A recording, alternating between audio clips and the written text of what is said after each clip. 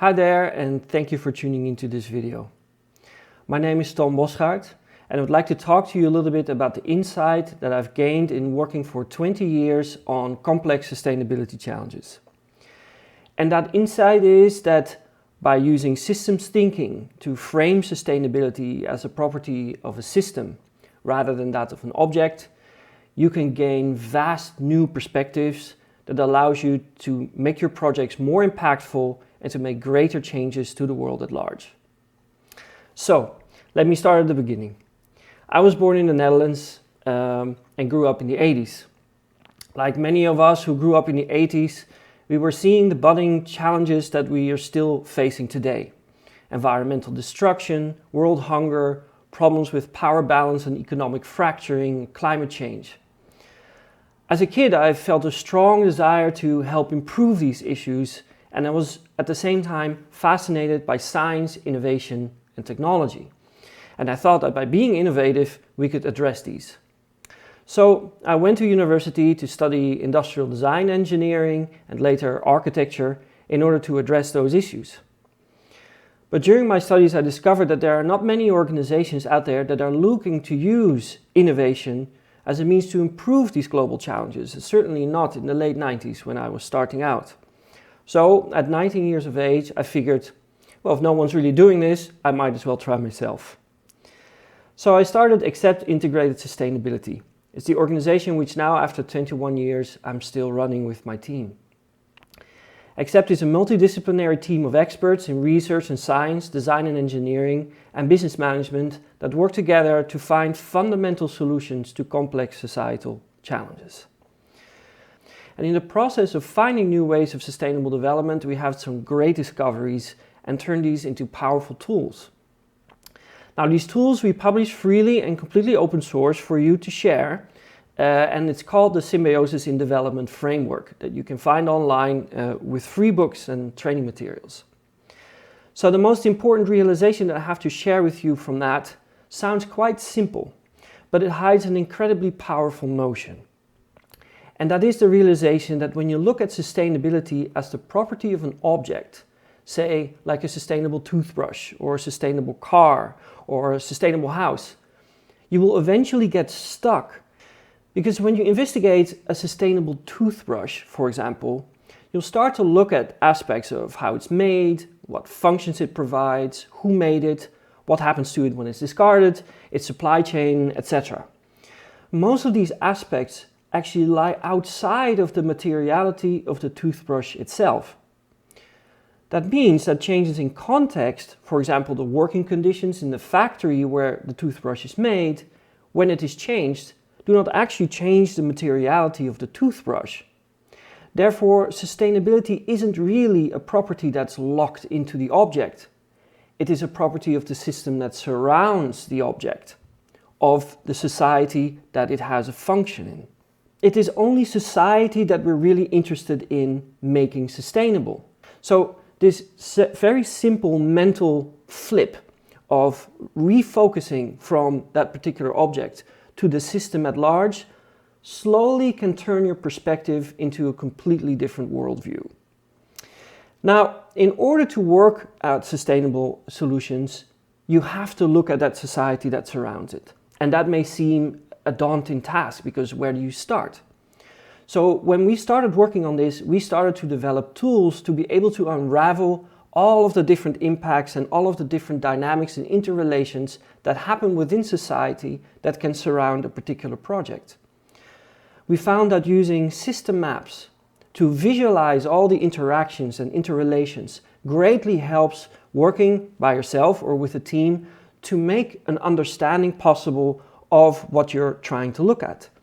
And that by doing so, you will find different ways of manipulating the system in a way that you can have a much larger effect on a system level than you thought you could be able to when you were just staring at the object.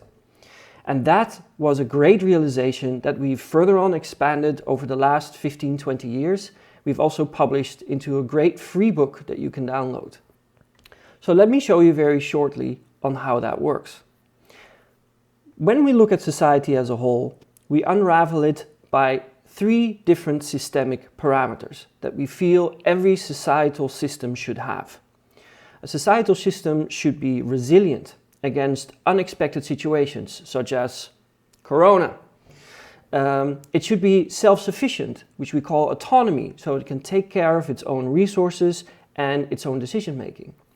And it should be harmonious, meaning that the people and agents within the system are at peace with one another, so there is no resistance, no reason for civil or even all-out war. When a system is resilient, autonomous and harmonious, we can call it sustainable. Now, when going deeper down, we can drill down into these system level aspects to the network level aspects. These network level aspects for each one of those system parameters unravel into aspects such as transparency, connectivity, flexibility and circularity. And on this level we can really see all of the interrelations and also see the emergence of the different dynamics that come out of it. And then all of these are eventually fed by the object-based parameters, which is everything real in the world that you can touch. It starts with energy and materials. It has to do with the ecosystems and biodiversity. It has to do with policy and our culture. It has to do with art, religion, the way that we relate to each other, as well as education. It has to do with the economy, with transport networks, with job creation and so on, and everything to do with our individual beings, our health and our mental well-being. All of this in a short nutshell you can run through within a project from 1 day to 1 year. You can do tiny projects, you can big ones, and for that we made step-by-step processes to allow you just by yourself or with a large team to go through any sustainability challenge. Now, taking that realization and taking this toolset, let me show you some examples. In the past 20 years, developing Symbiosis in development, we've used it and helped to improve over 700 different projects around the world. These projects consist of diverse projects such as real estate, buildings and city designs, or whole island policies, social and environmental policy, different infrastructure projects, as well as developing new tools and software and helping business management and organizations to improve their sustainability impacts. Let me show you a couple of them in detail. This is the San Francisco Transport Center, also called the Salesforce Park, for an old concrete bus terminal in the center of San Francisco. And the question was to make the most sustainable project that we could make. So when thinking about a sustainable bus terminal, we flipped that around, as we were talking about earlier, to how can we increase the sustainability of this part of the city, of this downtown San Francisco, by means of the bus terminal. And in order to do that, we analyzed the entire environment, and you can see it already here. It's mostly gray concrete. The result was the biggest impact that we could have here is by maximizing the biodiversity and ecosystem services of this area. Now, how do you combine that with a bus terminal? So what we developed back in 2005 was the plan and the concept for a proper ecologically empowered park that would collect all the rainwater of the surrounding buildings and have a proper soil layer to really increase biodiversity. And that is the result of what happened. It won the competition with our plan, and this is now the world's largest ecosystem-enabled park on a rooftop in the entire world. You can see it here under construction, and you can see here some video of its opening last year after 15 years of construction. Now, this approach led to understanding that buildings can mean more for their entire environment. After doing several other projects like this, we started formulating the Catalytic Building approach, which is an approach where we take a large building within an urban context and maximize its sustainability influence on the rest of the city, so that by picking few strategic buildings within the city and using this approach, we can vastly improve the sustainability performance of the city as a whole and not just the building itself. Now, this approach is also freely available with a white paper on our website if you are interested. This is a project that we've done for IKEA in order to look at its catalog and improve its sustainability performance. The challenge here was to take the catalog, not change any physical aspect of it, not its amount of copies, not how many pages it has or its sizes or its content, and still improve its sustainability performance. Now that sounds like a very difficult task, which in the beginning, as we thought, would be as well. But then we again started to flip around that question and to not say, what is a sustainable catalog, but how can the catalog contribute to a sustainable society? And in order to start doing that, we started to analyze the system with SiD. We started analyzing its supply chain on where these wood and the pulp and the printing techniques, where does that come from, how is it transported and how is it delivered. And we discovered that the book is the most produced book in the entire world at that time, which meant that it had a huge influence on the entire print industry, and there were several people in the world that were making the decision on where that book would be printed. And we saw that as a method of leverage by making these kinds of system maps in order to try to improve the world's print and paper industry. We started doing that by collecting all of this information that IKEA to some degree already had and reorganizing this in ways that allow the decision makers to very quickly make decisions on which supplier to use. Then what we started to do is feeding back this information to the suppliers themselves. And year by year, each year as the catalog was being produced, feeding back a supplier race sustainability report back to each supplier that wanted to contend for producing the IKEA catalog, which provide a huge incentive for them to start competing on sustainability terms with their competitors. They would get graphs like this on more than 300 different parameters, from renewable energy, CO2 emissions, from water consumption and non-hazardous waste and so on, and they could see their own performance anonymized compared to those of the other factories.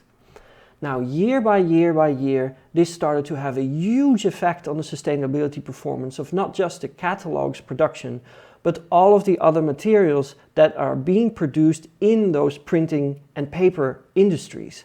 That means that the catalog had a catalytic function, hugely leveraging the sustainability impact of its own footprint.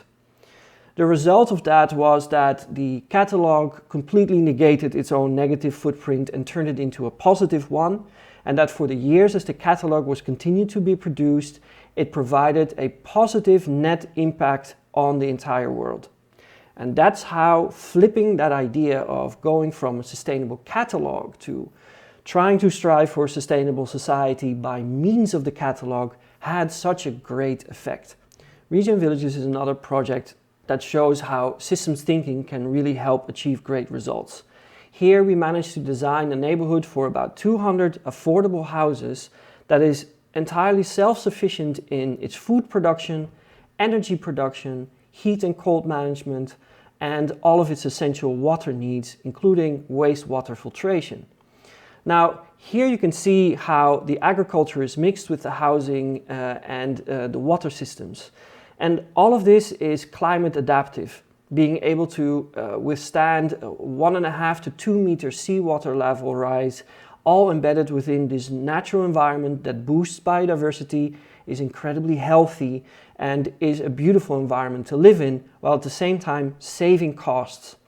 This is one of those results of using systems thinking where you can combine all of those different aspects to be more than the sum of its parts. With this project called Serenity Farms, we were looking to solve food security issues within the Middle East, specifically Saudi Arabia, which are faced with enormous challenges. They have population growth, they have nutrient shortages, there's climate change, and there's huge water shortages that all lead to food security. Currently, all of their fresh food is being flown in through jumbo jets on a daily basis, which has an enormous CO2 footprint.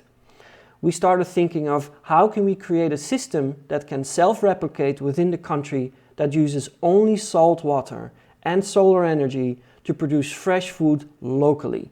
And that's what we've managed to do with Serenity Farms, and by using systems thinking as a form of engineering to look at how we could produce food in such a harsh, incredibly hot environment where there's almost no water.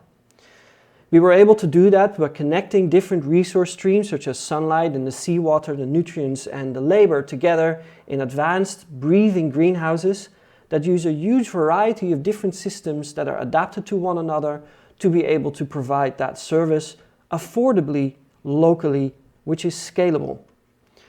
It produces tomatoes, bell peppers, leafy greens, even products such as strawberries and eggplants locally without having the need for those cooled airplanes to fly all the way, for example, Europe to provide it.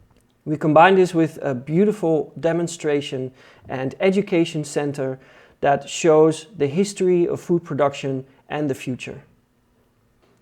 I hope this presentation has inspired you a little to look at sustainability as a systems property of society as a whole and how powerful that can be for you. And I hope that the tools are going to be helpful for you to follow your own path to help create the world into a better place.